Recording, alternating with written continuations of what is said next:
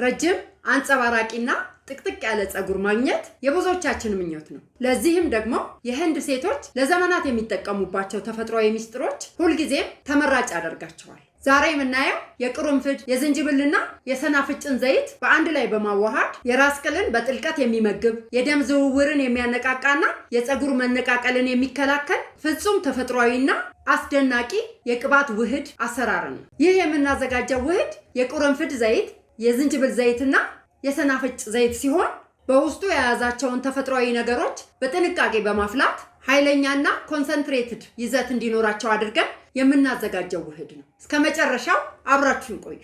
ለመኖሪያው ብቻ ሳይሆን ለትውልድ የሚሻገር የህይወት ምዕራፍ ለመጀመር ዝግጁ ኖት? ሰመር ሪል ስቴት ዘመን ተሻጋሪ ቤቶችን ይዞላችሁ ቀርቧል። በካሬ ከ69000 እስከ 89000 ብር ብቻ በ10% ቅድመ ክፍያ እንዲሁም በ50% የባንክ ብድር የተመቻቸላቸው አስደናቂ ቤቶች ከባለ 1 መኝታ እስከ ባለ 3 መኝታ ክፍሎች ከተጨማሪ የሰራተኛ ክፍሎች ጋር እንዲሁም ለንግዶ ስኬት የሚሆኑ የንግድ ሱቆችን በተለያየ የካሬ አማራጮች አቅሙን ባማከለ መልኩ ተዘጋጅተዋል።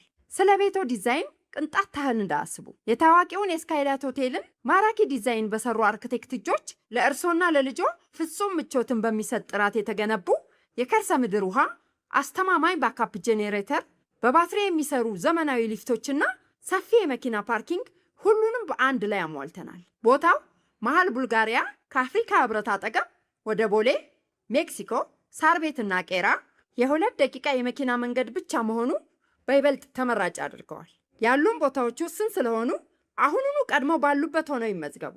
ለበለጠ መረጃ በ0939 04 98 39 ወይም በ0975 82 38 17 ይደውሉልን።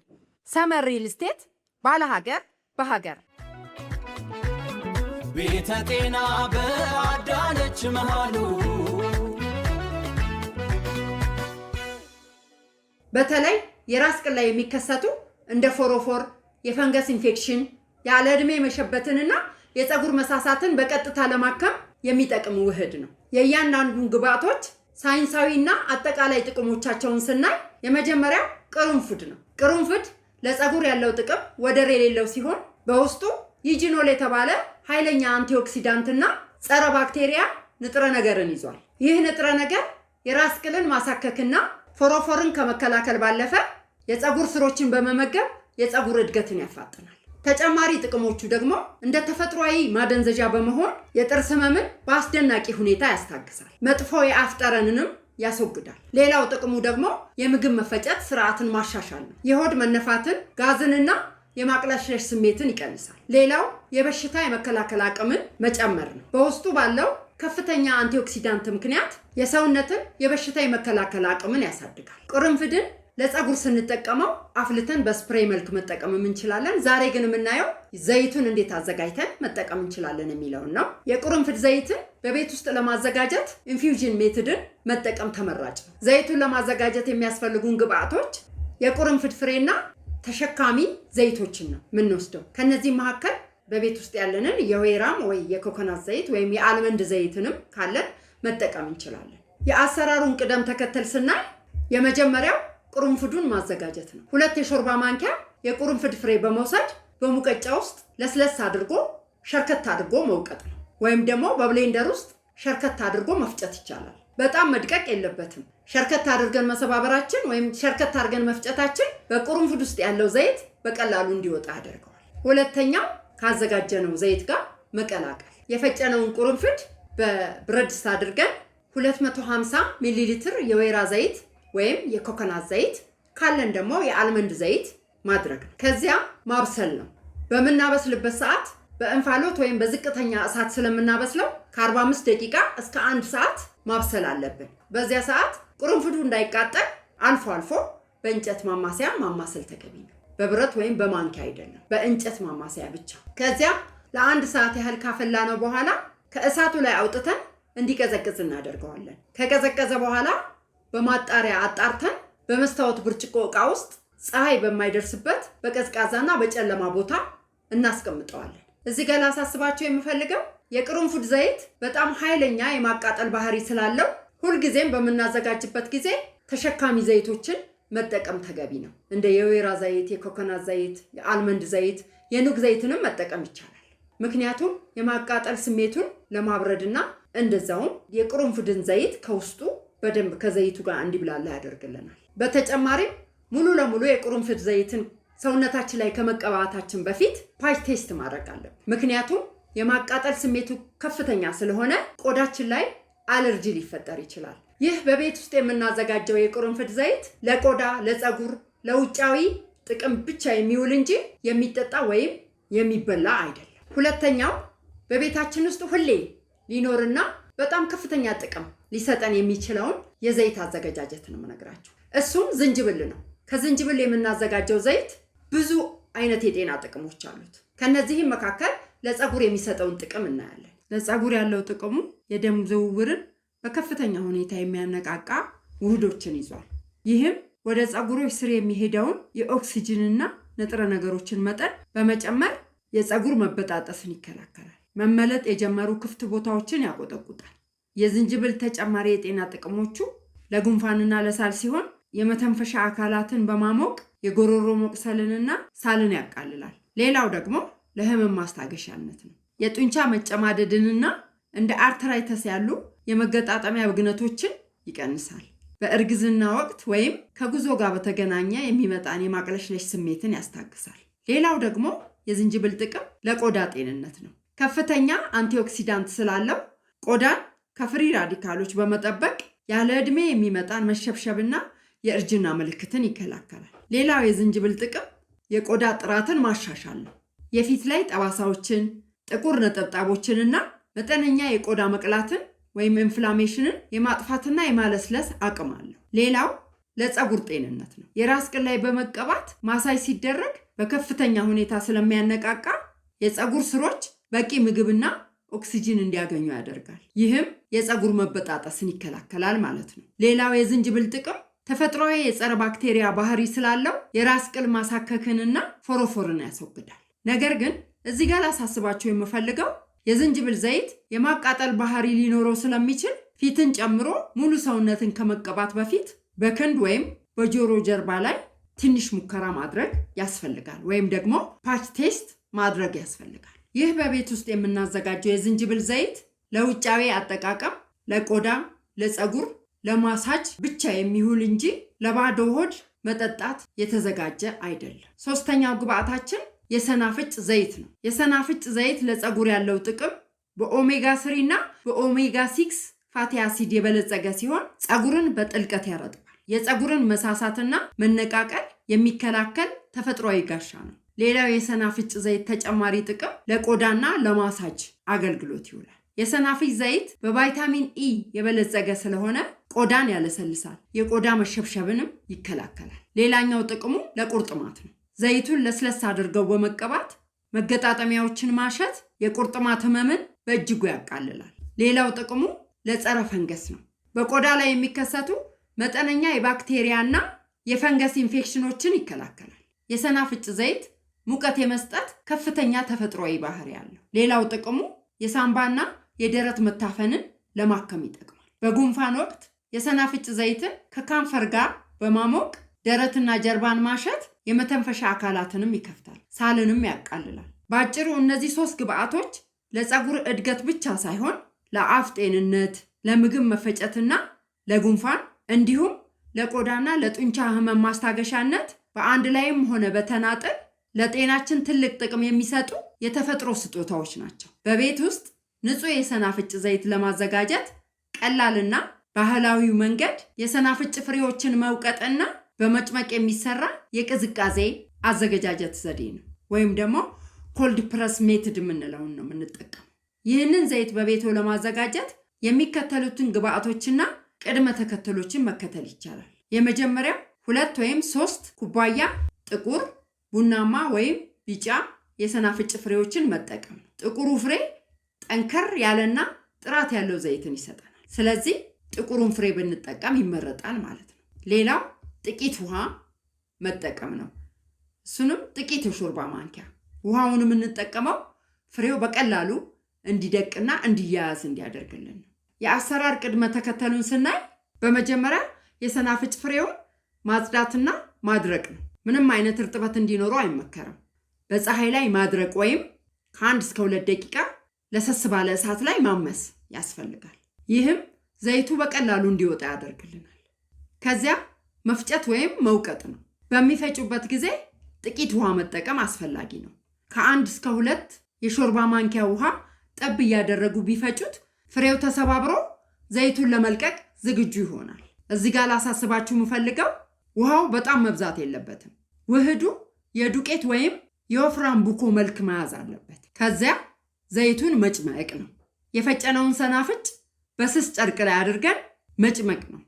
እዚህ ጋር ስንጨምቀው በኃይል ጉልበት ተጠቅመን መጭመቅ አለብን ዘይቱ እንዲወጣልን። ማሳስባችሁ ነገር በቤት ውስጥ ሙሉ ለሙሉ የሰናፍጭ ዘይትን ለመጭመቅ ትንሽ ጉልበትና ትዕግስት ሊያስፈልግ ይችላል። ከዚያ ዘይቱን ማቆየትና ማጥለል ነው። የጨመቁትን ዘይት ከ1 እስከ 2 ቀን ምንም ሳይነካኩ አቆይተው በአንድ ቦታ ላይ ያስቀምጡት። ይህ በሚሆንበት ጊዜ ዘይቱ በደንብ ጥልል ብሎ እንዲወጣልን ያደርግልናል። በመጨረሻም ጥልል ያለውን ዘይት በብርጭቆ ጠርሙስ ውስጥ አድርጎ ማስቀመጥ ነው። ይህ መንገድ የሚያስቸግረን ከሆነ ሌላ የሰናፍጭ ዘይትን የምናወጣበት መንገድ አለ። ይህም እሳት ላይ ጥደን የምናወጣበት አሰራር ነው። ኢንፊውዥን ሜትድ የምንለው ማለት ነው። የሰናፍጭ ፍሬውን በቀጥታ እሳት ላይ ጥዶ ዘይቱን ማውጣት ነው። ይህ ደግሞ የሰናፍጭ ፍሬውን ፈጭተን ወይም ደግሞ ወቅጠን ከሌላ ተሸካሚ ዘይቶች ጋር እንደ ኮኮናት ዘይት፣ የወይራ ዘይት ጋር በመቀላቀል ቀዝቀዝ ባለ እሳት ላይ ጥዶ ወይም ደግሞ በእንፋሎት በማፍላት የሰናፍጩን ዘይት ማጣራትና ማውጣት ነው። ይህ ከ5 እስከ 10 ደቂቃ ማፍላት ያስፈልጋል። እሱንም በቀዘቀዘ እሳት ወይም ደግሞ በእንፋሎት ውሃ ማብሰልና ማውጣት ነው። ከዛ ያወጣነውን የሰናፍጭ ዘይት በደረቅ ብርጭቆ ዕቃ ላይ ገልብጠን ቀዝቃዛና ደረቅ ቦታ ማስቀመጥ። እነዚህ 3 ግብአቶች የሚሰሩበትን ሜካኒዝም ኦፍ አክሽናቸውን ስናይ ግብአቶቹ በዘይት ውስጥ በዝቅተኛ እሳት ላይ ሲበስሉ በውስጣቸው ያሉት ዘይቶች ሟሚ የሆኑ ቫይታሚኖችንና ማዕድናትን ወደ ሰናፍጭ ዘይቱ ያሰራጫሉ። ይህ የተዋሃደው ዘይት የራስ ቅል ውስጥ ዘልቆ በመግባት የሴል እድገትን ያፋጥናል። ይህ የምናዘጋጀው የ3ቱ ግብአቶች ውህድ ዘይት ከመድኃኒት ጋር ያለውን መስተጋብር ስናይ ለራስ ቅል ሕክምና የሚታዘዙ መድኃኒቶች ጋር ለምሳሌ እንደ ሚኖክሲዲን ወይም የፈንገስ ማጥፊያ ክሬሞችን የሚጠቀሙ ሰዎች ይህንን ውህድ በአንድ ላይ መጠቀም የለባቸውም። ምክንያቱም የቆዳ መቆጣትን ሊያስከትል ይችላል። ሌላው ደግሞ የአለርጂ ምርመራ ማድረግ አለባቸው፣ ፓች ቴስት የምንለው ማለት ነው። ማንኛውም በቤት ውስጥ የምናዘጋጀውን ነገር ቆዳችን ላይ ከመጠቀማችን በፊት ፓች ቴስት ማድረግ አለብን። እዚህ ጆሮአችን ስርና እጃችን እዚህ ለስላሳው ፓርት ላይ ቀብተን 24 ሰዓት ጠብቀን ማየት አለብን። እስካሁን የ3ቱንም ኢንግሪዲየንቶች የቅርንፉድ፣ የዝንጅብልንና የሰናፍጭን የዘይት አዘገጃጀት አይተናል። አሁን ደግሞ ለፀጉር የምናዘጋጀውን የ3ቱን ውህድ አዘገጃጀት እናያለን። የሚያስፈልገን ግብአት 3 የሾርባ ማንኪያ የተፈጨ ወይም ትንሽ ከስከስ የተደረገ ቅርንፉድ፣ በትንንሽ የተከተፈ ትኩስ ዝንጅብል ወይም የዝንጅብል ፓውደር እና 1 ኩባያ የሰናፍጭ ዘይት ያስፈልገናል። የሰናፍጭ ዘይትን ማናገኝ ከሆነ የኮኮናት ወይም የአልመንድ ዘይትን መጠቀም እንችላለን።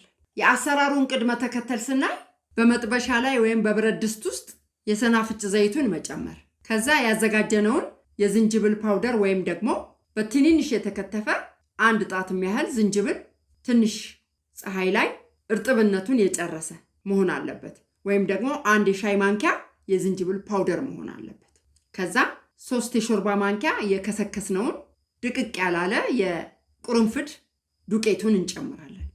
ከዚያ በመካከለኛ እሳት ላይ ጥደን ለ2 ደቂቃ እንዲፈላ እናደርገውና እሳቱን እንቀንሰዋለን። ከዚያ ውህዱ እንዳያር በእንጨት ማማሰያ እናማስለዋለን። ከዛ ለ2 ደቂቃ ያህል ከበሰለ በኋላ እሳቱን አጥፍተን እንዲቀዘቅዝ እናደርገዋለን። ከዛ የቀዘቀዘውን ውህድ በማጣሪያ አጥልለን በደረቅና ንጹህ አየር ማስገባ የመስታወት ዕቃ ውስጥ እናስቀምጠዋለን። ይህ ውህድ በሩም ቴምፕሬቸር ውስጥ መቀመጥ ይችላል ለረጅም ጊዜ። ሌላው ደግሞ የምናየው አወሳሰዱን፣ መጠኑንና የጊዜ ገደቡን ነው። እዚህ ጋር ላሳስባችሁ የምፈልገው ይህ ውህድም ሆነ በውስጡ የያዙት ዘይቶች ለራስ ቅልና ለፀጉር ውጫዊ አጠቃቀም ብቻ የተዘጋጁ መሆናቸውን ማወቅ አለብን። በፍጹም ለሚጠጣ ወይም ደግሞ ወደ ሆድ ለሚገባ ነገር መጠቀም የለብንም። ይህንን ውህድ መቼ እንቀባው የሚለውን ደግሞ ስናይ ውህዱን ከመቀባቶ በፊት ሞቅ ባለ ውሃ ውስጥ ትንሽ ደቂቃ ቆይተው ቢቀቡት ይመረጣል። እንዴት አድርገን እንቀባው የሚለውን ደግሞ ስናይ ጭንቅላቷን ወደ ታች ዘቅዘቅ አድርገው በጣቶ ጫፍ በመጠቀም ዘይቱን እየነከሩ የራስ ቅልን መቀባት ነው። ከዛ ለ5 ደቂቃ ያህል በደንብ ማሳጅ ማድረግ ነው። ይህ የደም ዝውውርንና ኦክሲጅንን ወደ ፀጉር ስሮች እንዲስብ ያደርጋል። ከስር እስከ ፀጉሮ ጫፍ ድረስ በጥሩ ሁኔታ ካዳረሱ በኋላ በትልልቅ ጥርስ ባለው ማበጠሪያ ማበጠር ነው። ከዚያ በላስቲክ ሸፍነው ለ1 ሰዓት ያህል ካቆዩት በኋላ በሻምፖና በኮንዲሽነር መታጠቡ።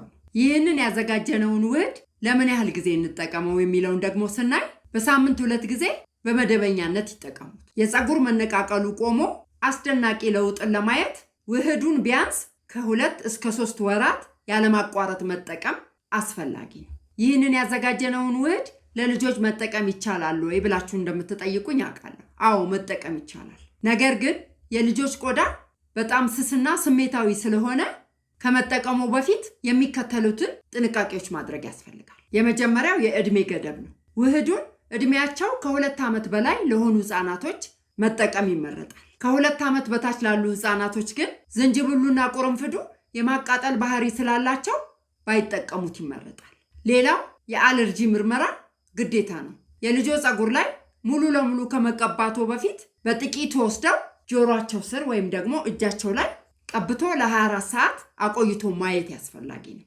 ሌላው ደግሞ ዘይቱን ማለስለስ ወይም ደግሞ ዳይሉት ማድረግ አስፈላጊ ነው። ለልጆች ሲጠቀሙ እንዳያቃጥላቸው ዘይቱን በኮኮናት ወይም በወይራ ዘይት ማቅጠን አስፈላጊ ነው። ለልጆች ስንጠቀም የቆይታው ጊዜ 1 ሰዓት ያህል መሆን የለበትም። 20 ደቂቃ በቂ ነው። ከ20 ደቂቃ እስከ 30 ደቂቃ አቆይቶ በሻምፖ በደንብ ማጠብ። ህፃናቶችንና ልጆችን በምንቀባበት ጊዜ እጃቸውን ወደ አይናቸው የመውሰድ ልማድ ስላላቸው ዘይቱ ወደ አይናቸው ገብቶ እንዳያቃጥላቸው ከፍተኛ ጥንቃቄ ማድረግ ያስፈልጋል። እንደ አጋጣሚ ሆኖ ወደ አይን ንክኪ ከደረሰ በፍጥነት በቀዝቃዛ ውሃ መታጠብ አስፈላጊ ነው። ይህንን ዘይት እነማን መጠቀም የለባቸውም የሚለውን ስናይ በራስ ቅላቸው ላይ ከፍተኛ ኢንፌክሽን ያለባቸው ወይም ደግሞ ቁስል ያለባቸው ሰዎች ይህንን ዘይት መጠቀም የለባቸውም። ምክንያቱም ከፍተኛ የማቃጠል ስሜት ስለሚፈጥር ቁስሉን እንዲባባስ ያደርገዋል። ሌላው ለቁርንፍድና ለዝንጅብል አለርጂ ያለባቸው ሰዎች መጠቀም የለባቸው። በተፈጥሮ የታደልናቸውን እጽዋት በአግባቡ መጠቀም ውድ የሆኑ የኬሚካል ምርቶችን ከመግዛት ያድነናል። ይህን ተፈጥሯዊ የፀጉር ሚስጥር በሳምንት 2 ጊዜ በመጠቀም የፀጉሩን ጤንነት መመለስና ሁልጊዜም የሚመኙትን ረጅምና ጥቅጥቅ ያለ ፀጉር ማግኘት ይችላሉ። ዛሬውኑ አዘጋጅተው ይሞክሩት። የዛሬው መረጃዬ ይህንን ይመስል ነበር። ውድ የቤተ ጤና ቻናል ቤተሰቦች ይህን ተፈጥሯዊ ዘይት በቤታችሁ ሞክራችሁ ያገኛችሁትን አስደናቂ ለውጥ በኮመንት መስጫው ላይ አካፍሉኝ። ቪዲዮ ጠቃሚ ሆኖ ካገኛችሁት ላይክ ማድረግና ለምትወዷቸው ሼር ማድረጋችሁን አትርሱ። ለቻናሌ አዲስ ከሆናችሁ ደግሞ ሰብስክራይብ በማድረግ የቤተ ጤና አባል ይሁኑ። በሚቀጥለው ቪዲዮ በሌላ ጠቃሚ የተፈጥሮ መረጃ እስከምንገናኝ ጤና ይብዛላችሁ። አመሰግናለሁ። ቻው።